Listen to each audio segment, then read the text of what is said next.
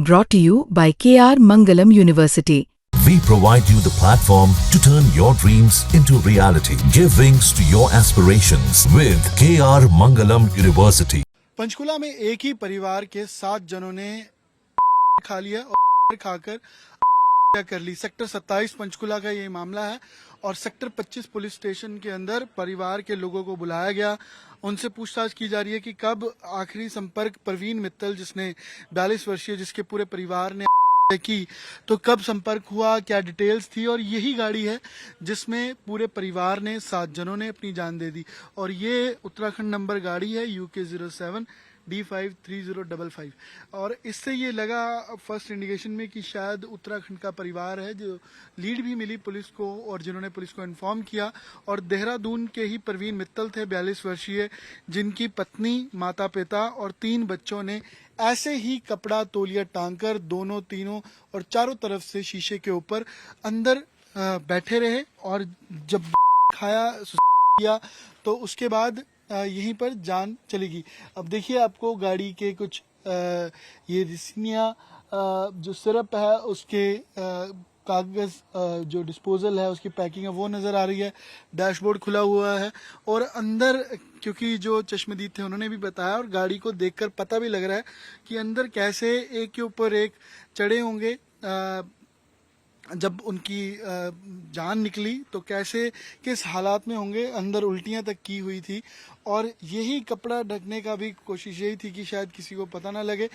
और ये भी हो सकता है कि शायद परिवार के कुछ लोगों को इस जानकारी हो या ना हो, लेकिन परवीन मित्तल के पास ही वो सारे रहस्य थे जो में जिनकी अब जान भी चली गई है। हालांकि मुख्य कारण इस पूरी कहानी का कर्ज है कि 15 से 20 करोड़ का कर्ज था। 10 साल पहले बद्दी के अंदर एक स्क्रैप की फैक्ट्री थी जहां से शुरुआत हुई और उसके बाद दूसरी एक और छोटी फैक्ट्री लगाने की कोशिश की गई। मकान था, फ्लैट था, लेकिन सब कुछ इस कर्ज की चपेट में आता चला गया और 10 साल के बाद आ जाकर वो बिल्कुल जीरो हो चुका था और 15 से 20 करोड़ का कर्ज था, जिसके तले परवीन मित्तल अपने परिवार समेत इस संसार से चले गए। और में लिखा कि यही कारण है संसार से जाने का और कर ली। और अंदर भी कुछ सामान भी बिखरा पड़ा है।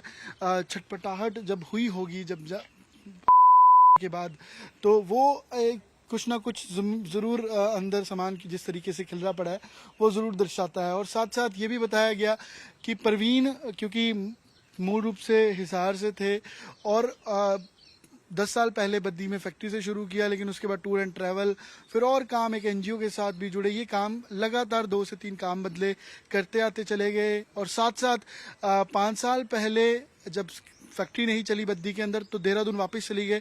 5 साल देहरादून रहे, उसके बाद फिर यहाँ 2 से 3 साल पहले चंडीगढ़ पंचकुला के अंदर वापस लौटे थे। कुछ काम करने की फिर शुरुआत की थी। हाल ही में टैक्सी चलाकर गुजारा कर रहे थे। और ये भी बताया गया कि जब लौटे तो खरड़ में रहने लगे, फिर ससुराल पिंजौर रहने लगे, वहाँ बनी नहीं, फिर पंचकुला के केतड़ी में आकर आखिरी समय में अब थे, वहाँ रह रहे थे और टैक्सी चलाकर अपने परिवार का गुजारा कर रहे थे। और ये फैक्ट्रियों से टैक्सी तक का सफर था और कर्ज था 15 से 20 करोड़, जिसके चलते पूरे परिवार ने निकल लिया और कर ली।